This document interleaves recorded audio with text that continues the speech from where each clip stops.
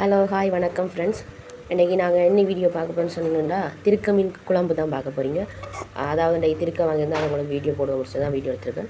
அதை கழுவி துப்புரவாக்கி நான் ரெடி பண்ணி வச்சுருக்கேன். அதோட வெங்காயம், கருவேப்பிலை பச்சை மிளகாய், தக்காளி எல்லாம் வெட்டி எடுத்து வச்சுருக்கேன். வெள்ளைப்பூண்டு கொஞ்சம் தனியாக எடுத்து வச்சுருக்கேன்.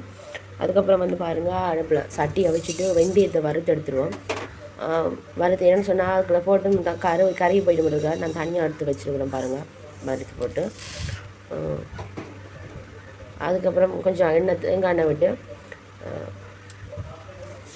எண்ணெயை விட்டு போட்டு தாளிக்கிறதுக்கு வெங்காயம், பச்சை மிளகாய், கருவேப்பிலை எல்லாத்தையும் போட்டு நல்லா தாளிக்கிறோம்.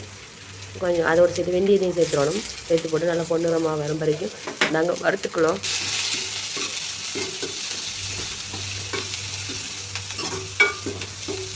வறுத்ததுக்கப்புறம் பொன்னிறமாகட்டும், கருகக்கூடாது. அதை பார்த்திங்கன்னா அதுக்கப்புறமா வெங்காயம் வதங்கினதுக்கப்புறம் தக்காளியும் போட்டுருவோம். இது ஓகே, இதுதான் பருவம். ஒரு அளவான பருவமாக வதக்கினாலும் கொஞ்சம் கயத்தன்மையாக இருக்கும். அதனால் கொஞ்சம் அளவான பழம் போட்டிருக்கேன். இந்த பழத்தில் தக்காளியை போட்டு நல்லா நினைச்சிடுவோம், நல்லா கிளறி விடுவோம். நீங்கள் நான் நீண்ட நாளைக்கு பிறகு வீடியோவில் போடுறேன். ஓகே நண்பர்கள், நீங்கள் வீடியோவுக்கு சப்போர்ட் பண்ணுங்கள், லைக் பண்ணுங்கள், கமெண்ட் பண்ணுங்கள். நீங்களும் வீடியோ போல் ட்ரை பண்ணி பாருங்கள். ஓகே ஃப்ரெண்ட்ஸ்,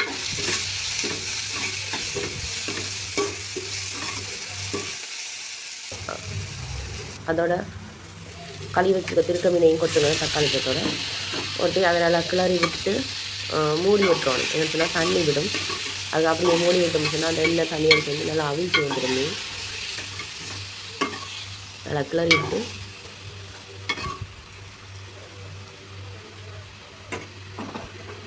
இந்தளவுக்கு கிளறி விட்டுட்டு நீங்கள் ஒரு மூடி விட்டீங்கன்னு சொன்னால் அது அவிஞ்சு வரும்.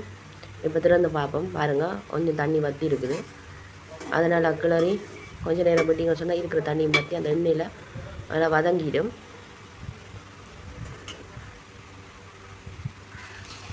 இதில் பார்த்தீங்கன்னு சொன்னால் தெரியும் பாருங்கள், தண்ணியெல்லாம் போய் எண்ணெய் மட்டும் தான் இருக்குது. அந்த எண்ணெயிலெல்லாம் வதக்கணும்.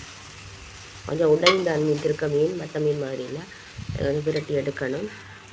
அதுக்கப்புறம் பார்த்திங்கன்னா தேங்காய் பால், நாங்கள் தண்ணி விடுறதுல தேங்காய் பால்லாம் விட்டு குழம்பாக்குறது. தேங்காய் பால் விட்டுருக்கேன். தேவையான அளவு தேங்காய் பாலை விட்டு மஞ்சள் தூள், அதோட உப்பு, தேவையான உப்பு போடுங்க. மிளகாய் தூள் நான் ஒரு 4 கரண்டி தூள் வீட்டிலேயே திரிச்ச தூள் இருக்கிறதால 4 கரண்டி தூள் போட்டுருக்குறேன். அதெல்லாம் போட்டு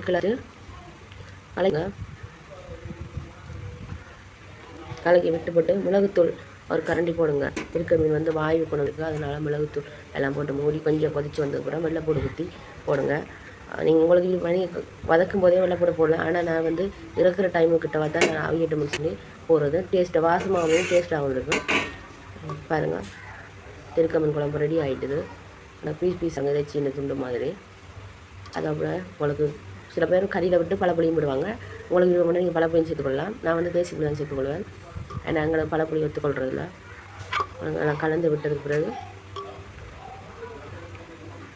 இறைச்சி கறி மாதிரி திருக்க மீன் குழம்பு ரெடி.